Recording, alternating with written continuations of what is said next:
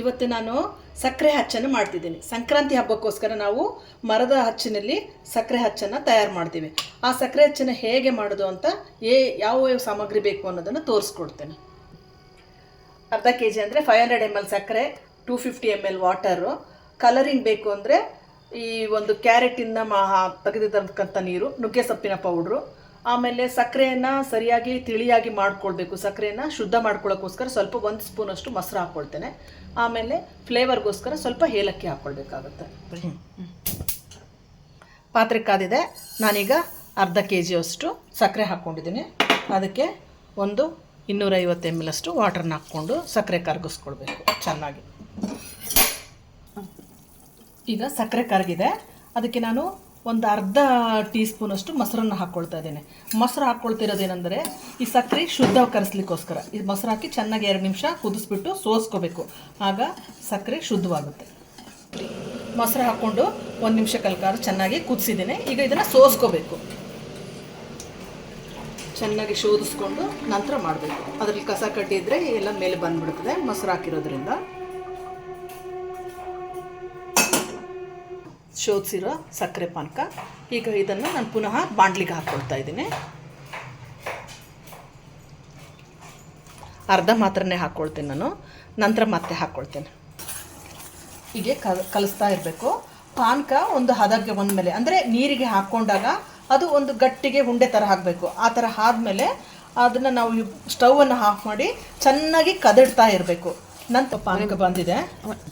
ಈಗ ಪಾನಕ ಬಂದಿದೆ ಅನಿಸುತ್ತೆ. ನಾವು ಹೀಗೆ ನೀರಿಗೆ ಹಾಕ್ಕೋಬೇಕು. ನೀರಿಗೆ ಹಾಕ್ಕೊಂಡಾಗ ಈ ಥರ ಹಿಂಗೆ ದುಂಡಿಗೆ ಬಂದಿದೆ ಅಂದರೆ ಪಾನಕ ಬಂದಿದೆ ಅಂತ. ಈಗ ನಾವು ತಕ್ಷಣ ಇಮಿಡಿಯೇಟಾಗಿ ಸ್ಟವನ್ನು ಆಫ್ ಮಾಡಿ ಸ್ವಲ್ಪ ಒಂದು ಚಿಟಿಕೆಯಷ್ಟು ಏಲಕ್ಕಿ ಪುಡಿಯನ್ನು ಹಾಕ್ಕೊಳ್ಬೇಕು. ಹಾಕ್ಕೊಂಡು ಈಗ ಕಲಿಸ್ಬೇಕು. ಈ ಥರ ಕಲಿಸ್ತಾ ಇರಬೇಕು. ಈಗ ಸ್ಟವನ್ನು ನಾನು ಆಫ್ ಮಾಡಿಬಿಟ್ಟು ಹಾಗೆ ಸಕ್ಕರೆ ಪಾನಕವನ್ನು ಕದಡ್ತಾ ಇದ್ದೇನೆ. ಅದು ಒಂದು ಹದಕ್ಕೆ ಬರಬೇಕು, ಗಟ್ಟಿ ಹದ ಒಂದು ಹದಕ್ಕೆ ಸ್ವಲ್ಪ ಗಟ್ಟಿ ಹದ, ಮೀಡಿಯಮ್ ಗಟ್ಟಿಗೆ ಬಂದಾಗ ನಾವು ಅದನ್ನು ಸಕ್ಕರೆ ಹಚ್ಚಿಗೆ ಹಾಕ್ಕೊಳ್ಬೇಕು.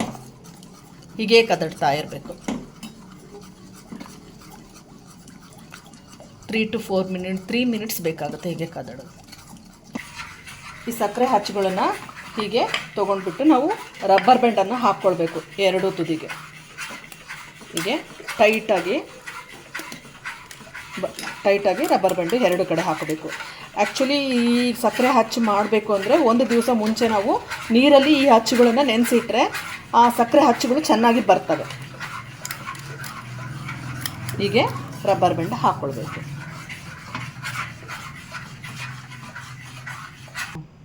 ಈಗ 2 ಮಿನಿಟ್ಸ್ ಆಯಿತು. ಈಗ ಈ ಥರ ಕನ್ಸಿಸ್ಟೆನ್ಸಿ ಇದೆ. ಇನ್ನೊಂದು ನಿಮಿಷ ಹಾಗೆ ಕದಡ್ತಾ ಇರಬೇಕು.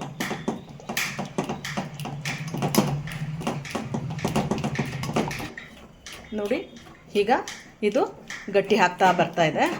ತೆಳುವಾದರೆ ಹಚ್ಚು ಸರಿ ಬರಲ್ಲ, ಗಟ್ಟಿ ಆದರೆ ನಮಗೆ ಅದು ಒಳಗಡೆ ಹೋಗೋದಿಲ್ಲ. ಸೊ ಒಂದು ಹದದಲ್ಲಿ ತಕ್ಕೊಳ್ಬೇಕು. ನಮ್ಮ ಅಜ್ಜಿಗಳು ಚೆನ್ನಾಗಿ ಮಾಡ್ತಾಯಿದ್ರು.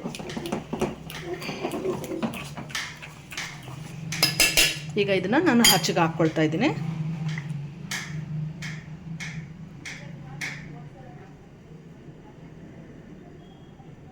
ನೋಡು, ಗಟ್ಟಿ ಆಗ್ಬಿಡ್ತು.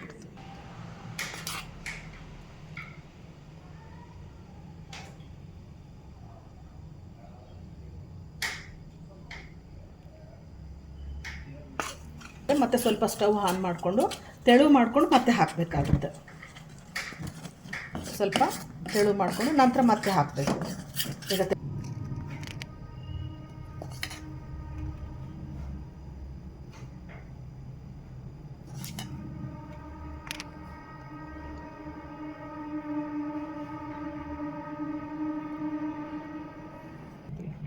ಈಗ ನಾನು ಓಪನ್ ಮಾಡ್ಕೊಳ್ತಾ ಇದ್ದೀನಿ.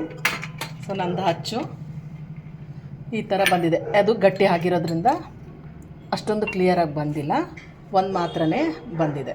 ಈಗ ನಾವೊಂದು ಹೀಗೆ ಹಚ್ಚನ್ನು ಮಾಡಬೇಕು ಒಂದೊಂದೇ. ಸೊ ಈ ಹದ ಮಾಡ್ಕೊಳ್ಳೋದಿದೆಯಲ್ಲ, ದಟ್ ಈಸ್ ಇಂಪಾರ್ಟೆಂಟ್.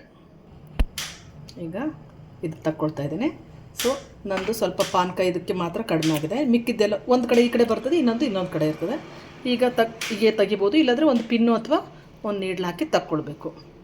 ಈ ಥರ ಬರ್ತದೆ.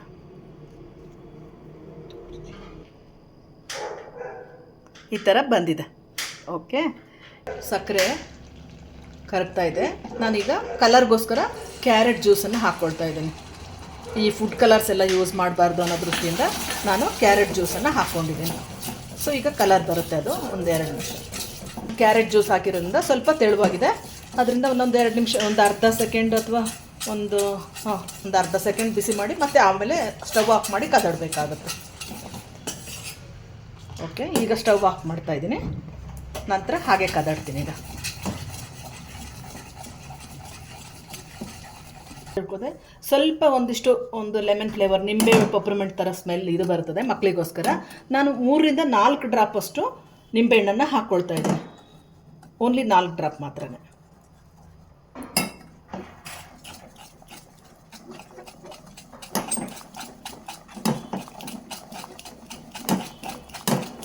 ಹಾಕಿ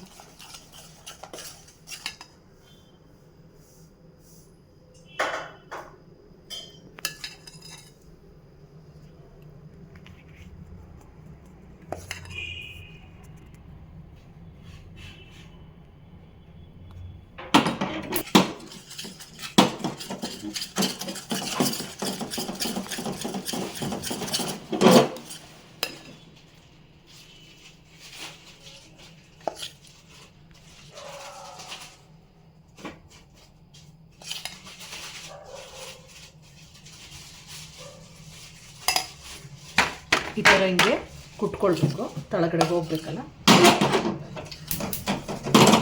ಸ್ವಲ್ಪ ತೆಳು ಮಾಡಿ ಹಾಕ್ಕೊಳ್ಬೇಕು.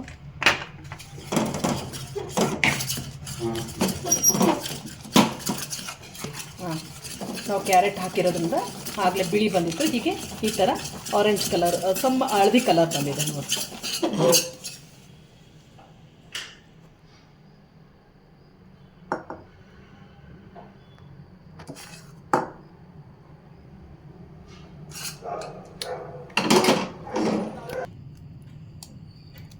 ಈಗ ನಾನು ರಬ್ಬರ್ ಬ್ಯಾಂಡ್ ತೆಗಿತಾ ಇದ್ದೇನೆ.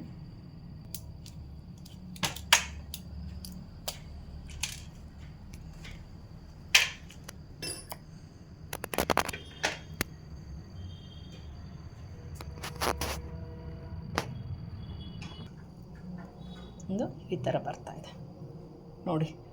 ಕ್ಯಾರೆಟಿಂದ ಹಾಕಿರೋದ್ರಿಂದ ಈ ಕಲರ್ ಬಂದಿದೆ. ಆಗಲೇ ಮಾಡಿರೋದು ಈ ಥರ ವೈಟ್ ಬಂದಿದೆ. ಸೊ ಇದು ಕಲರ್ ಬಂದಿದೆ ನೋಡಿ.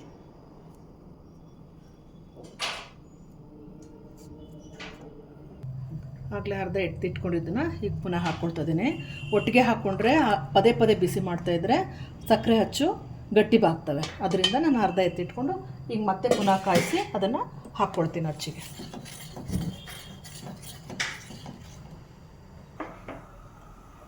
ಈಗ ಸಕ್ಕರೆ ಹಚ್ಚು ರೆಡಿಯಾಗಿದೆ. ಇದು ಪ್ಲೇನ್ ಸಕ್ಕರೆಯಿಂದ ಮಾಡಿರೋದು, ಇದು ಕ್ಯಾರೆಟಿಂದ ಮಾಡಿರೋದು, ಇದು ನುಗ್ಗೆ ಸೊಪ್ಪಿನಿಂದ ಮಾಡಿರ್ತಕ್ಕಂಥದ್ದು. ಈಗ ಇದು ಕ್ಯಾರೆಟಲ್ಲಿ ಅಂದರೆ ಕ್ಯಾರೆಟನ್ನು ಮಿಕ್ಸಿ ಮಾಡಿ ಅದ್ರ ಜ್ಯೂಸ್ ಹಾಕಿ ಮಾಡ್ಕೊಂಡಿದ್ದೀನಿ. ನುಗ್ಗೆ ಸೊಪ್ಪು ಒಣಗಿಸಿ ಪುಡಿ ಮಾಡಿ ಇಟ್ಕೊಂಡಿರೋದು ಪೌಡ್ರಿಂದ ಒಂದಿಷ್ಟು ಡ್ರಾಪ್ಸ್ ಇದನ್ನು ರಸ ಮಾಡಿ ಹಾಕಿದ್ದೀನಿ. ಸೊ ಈ ಥರ ಇದು ಹಚ್ಚುಗಳನ್ನ ಮಾಡಿದ್ದೀನಿ, ಸಕ್ಕರೆ ಹಚ್ಚುಗಳನ್ನ. ನೀವು ಮನೇಲಿ ಇದೇ ಥರ ಸಕ್ಕರೆ ಹಚ್ಚುಗಳನ್ನ ಮಾಡಿ ನೋಡಿ, ಟೇಸ್ಟ್ ಮಾಡಿ ನೋಡಿ. ಸ್ಮೂತಾಗಿರುತ್ತೆ, ಟೇಸ್ಟಿಯಾಗಿರುತ್ತೆ. ಲೈಕ್ ಮಾಡಿ, ಶೇರ್ ಮಾಡಿ.